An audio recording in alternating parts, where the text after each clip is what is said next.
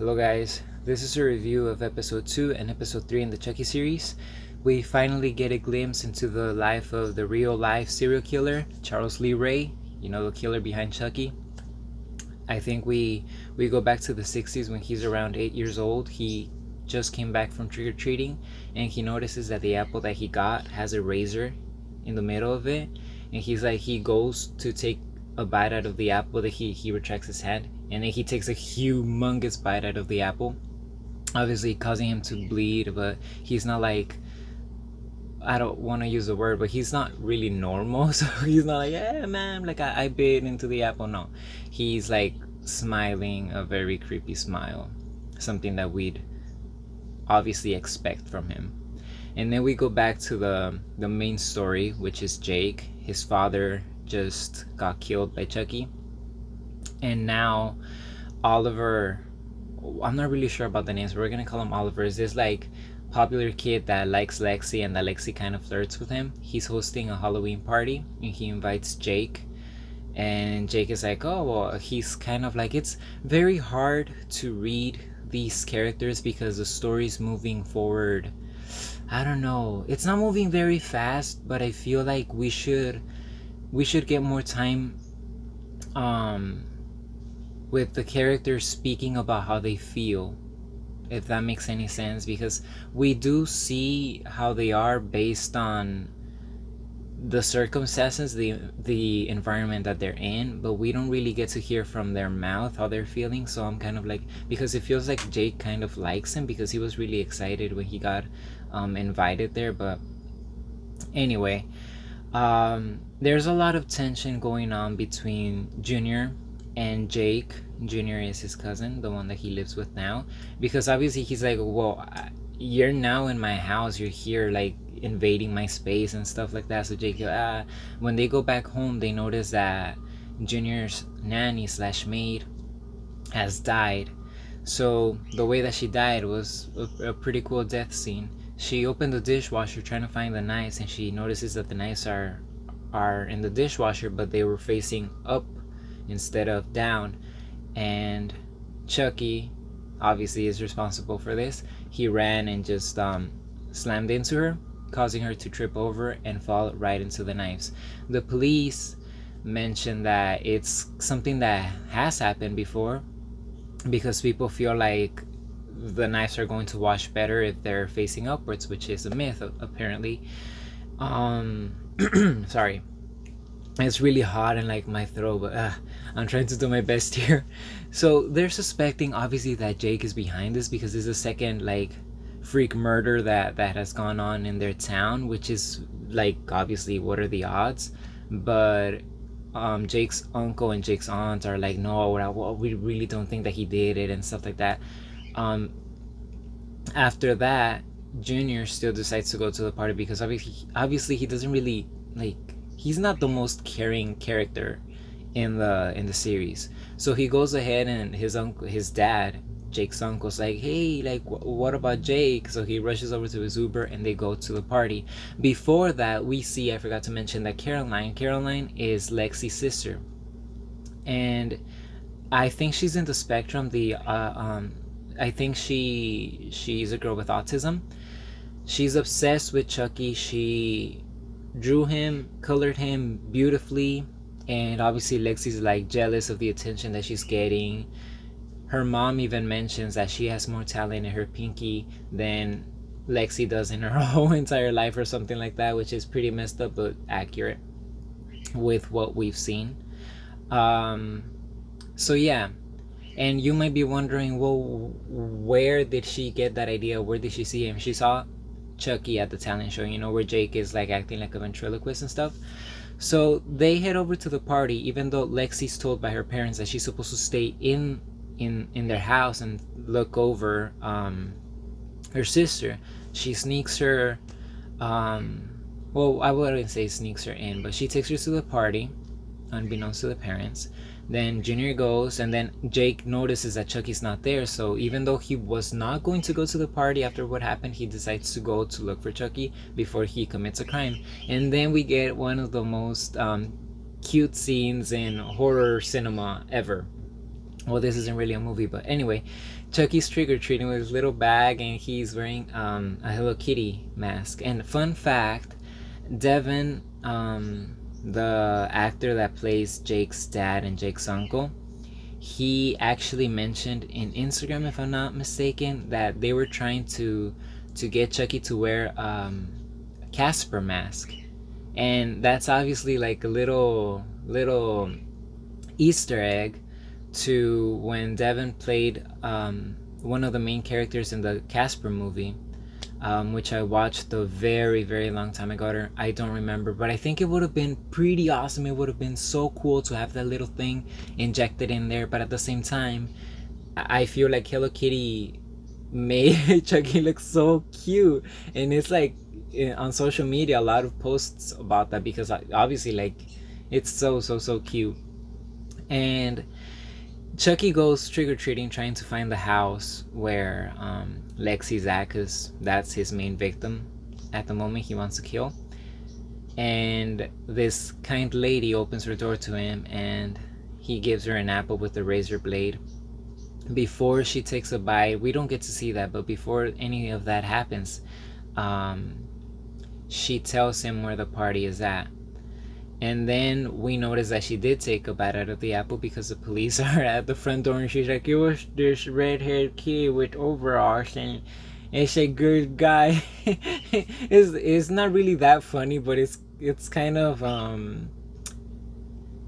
it is a little bit comical how dumb that lady is to just accept, like, he's trick-or-treating, why would you get the apple from that kid? But anyway, Chucky goes over to the party, and in one of the opening scenes where we see Chucky in the party is with him and Caroline. Caroline is dressed up like, I think she's in her PJs or something, but it's a little cute costume, and Chucky's sitting right beside her, and it's so cute. They're like, oh, you're really good, Chucky. They're playing video games, and Chucky's like, you too, Caroline. You know, they're talking about killing, and the little girl's like, my mommy says killing is bad. He's like, oh, your mommy's making it to my list. And it's funny because the girl doesn't really understand. I'm not sure if she's not very if she hasn't developed empathy the way that other kids would at her age, but he tells her, oh, I'm gonna kill so and so, and she's like, she doesn't really care, you know. She's focused. Like I said, she I think she has some type of disorder or developmental thing impeding development. I didn't phrase that wrong. She has some sort of condition. So Chucky goes over to do just what he said, to go kill Lexy, and Lexy's making out with Junior in the bed. Chucky's underneath. That's one of the kills that he was trying to get. He has a knife, and he's like aiming up, well, penetrating through the mattress, but they just happen to roll with every time he tries to stab them, they move over, obviously accidentally. They don't really know what's going on. If they knew, Junior's like, oh, I hear something. And during this scene we see how much of how rude Lexy and how, like, I don't know, out of touch with her feelings she is, because she's like complaining that Junior doesn't know what he's doing, and Junior's like, oh, just tell me what to do and I'll do it, and he's like, you should let you know. So they're going through all of that. Meanwhile, Jake is running. Oh, and I forgot to mention in the first review, the review of the first episode, that the person that called is actually Andy Barkley. I didn't know that. I didn't recognize the voice. But yeah, you know, when they called Jake to warn him that, oh, check the batteries and stuff like that, that was him. So like I was saying, Jake is trying to find Lexy and Chucky, so that Chucky doesn't kill Lexy. And they lock him up in like a closet of hell with I'm gonna call him Devon. It might not be his name. It is that kid that does the podcast and whose mom is the detective. And there's so much tension between them. Like, for sure they like each other, for sure, but they don't even do anything, and they have all of that. They're just talking like nonsense. But anyway, near the end, he manages to catch up to Lexy, and Chucky's right behind her, about to stab her, and he's like, Chucky, no! And he runs over and takes him away. And that's how the second episode ends. Then the third one, we get even more sneak peeks into the life of Charles Lee Ray as a kid. We noticed that there was a famous serial killer in their town at the time, and they were warning people through the radio to lock their doors, to not go out at night, like just be careful. And that serial killer managed to get inside their house and kill his father right in front of his eyes. He was like gunning him in front of Charles's eyes, and his mom goes downstairs, sees her child, and takes him upstairs, and they hide inside the closet, I think. And we see up to that moment everything's going normal, nothing out of the ordinary for a horror movie. But then we see that when the serial killer opens the door to the closet, he notices that the mom is dead because Charles murdered her, and he's like, I helped. And he's like, yeah, good job, but don't leave a trace. So he cleans the little switchblade knife that he was using.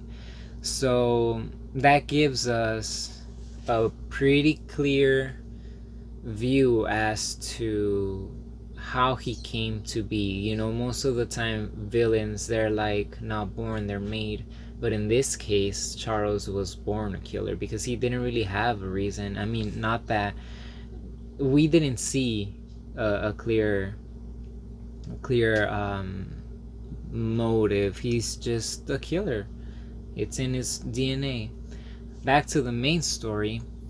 Jake is, oh my gosh, I forgot to mention in episode 2 that Lexy dressed up as Jake's dad for Halloween, and she was making fun of when he got electrocuted, which for me, that was really funny, honestly. Like, out of all the funny ones, that was one of the funniest moments, because Lexy was really going all out, like acting like she was getting electrocuted, and Jake is right there just being butthurt. Like, Jake, do something about it, like, it's not, I'm not like promoting violence, but dude, like, she's making fun of your dead father, even though you didn't even like him that much, but it's still really messed up.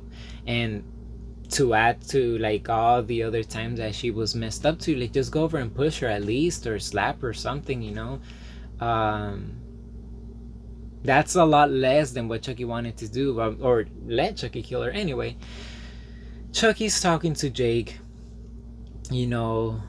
on a daily basis at night, and as any chance that he gets, he tries to get inside Jake's head and tries to tell him, you know what, everyone's a murderer if they're pushed hard enough, and Lexi's doing just that to you. She's making fun of you. She deserves it. Just kill her. And he's like, I don't know. So he ends up taking the knife that Chucky gave him and stalks Lexy before school. But just as he's approaching her, he sees that she's wearing like a baby blue sweatshirt, I think. But he notices that it's actually Junior, his cousin, so he hides a knife. And then Junior talks to Lexy. He's like, you should apologize because what you did was messed up. And at first Lexy's like hell, I'm gonna apologize. I'm not gonna apologize to him. But then she notices that Caroline is making progress. She's like, oh, I want Chucky. Well, not making progress, I messed up. She's whining and complaining that she wants Chucky. She wants Chucky. She wants Chucky. So they feel like with Chucky, maybe she could at the very least not cry and make a scene out of it. So she goes over and apologizes to Jake in an effort to get Chucky. And after Chucky suggests that, okay, if you can't kill her, then I can. I'll do this for you this time. So Jake agrees to let Lexy have the Chucky doll. And Caroline, that's when she makes progress, because you know how Chucky's always like, I like to be hugged. So Caroline hugs him, and then she's open to hugging other people. And Lexy doesn't like to be not Lexy, Caroline doesn't like to be touched because of how she is. So that's pretty cool to see, growth and her being able to connect in that way with people. But obviously Chucky's, crazy. Chucky's insane. One of their, who is it that's hosting the party? I think Lexy, yeah. The science teacher from their school had set up a meeting between Lexy's parents and Jake's parents to discuss how she's being messed up to Jake. She's bullying him, and she's dressed up as his dead father for Halloween. So she has this meeting with the parents, and obviously they're like, "Oh no, it's not. We're not gonna sit here." The rich parents of Lexy, they're like, "Oh, it's not her." And then they show them that, and Logan, I think is the name of Jake's uncle. He's like, "How could he let her do that? How could he let her dress like that? That's my brother."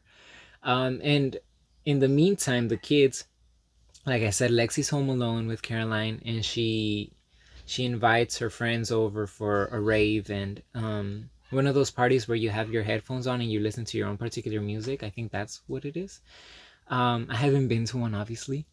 And Caroline is like right there, like trying to sleep with Chucky. Chucky's like, "I'm gonna kill your sister." She's like, "Oh," she doesn't really say anything. She's like, "I just want to sleep, Chucky." So Chucky's on his way. Some other events happen, like, there's a lot of tension between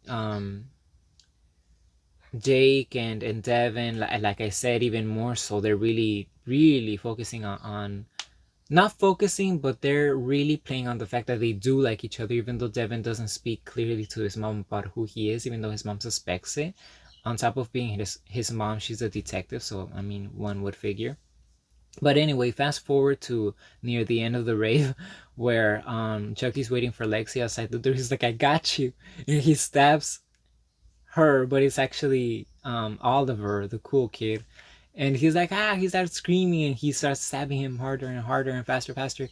And all the kids are obviously, they don't know what's going on because they're listening to loud music. And then Chucky,